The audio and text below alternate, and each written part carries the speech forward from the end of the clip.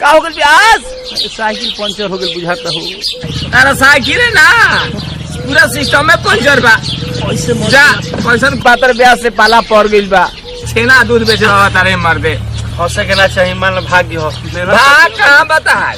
एक को साला प्रोग्राम के फोन आ जाये नंबर देता रहा कहले है धैले प्रोग्राम के फोन आई।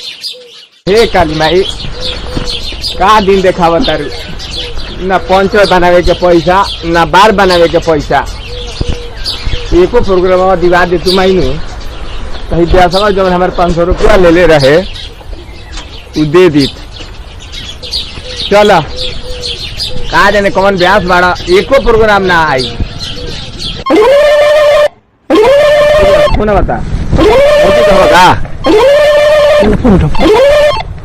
हेलो बेरी बेरी छुआ तला है क्या स्पीकिंग? मेरी बेरी छुआ तरह है हम का छूने रे मर्दे। अच्छा हाँ ब्यास के वगैरह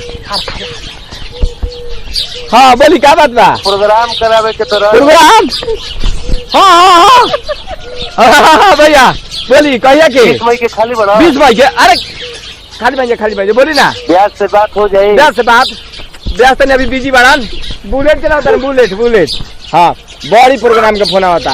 अच्छा का दे हमनी के खर्चा पानी? अरे ले लिया 1500 रुपया। 1500 ए महाराज 25 हजार के तो 4 गो प्रोग्राम छोड़ देनी है। 50 गो तेल पानी पावे वाला ब्याज बा। भाई बोलो तो बोलो कहता कि तेल पानी आपको आवे वाला ब्यास बाड़ा सर मजबूरी बा। ये बॉम्बे से चमेली आवता रही। चमेली होता रही। हाँ अच्छा कम कर दे अच्छा ठीक बा यूट्यूब पे चल जाई। अच्छा ठीक बा 1500 अच्छा 30 रुपया बढ़ा दी गाड़ी भाड़ा। अच्छा ठीक बा फाइनल जी एकदम डन एकदम हम निकाल जाएंगे।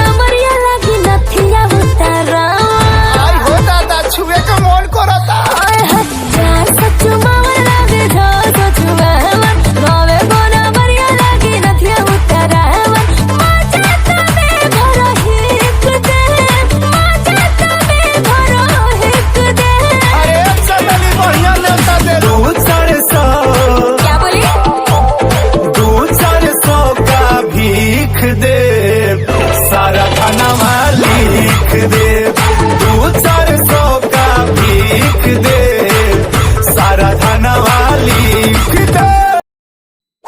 Subscribe now and press the bell icon.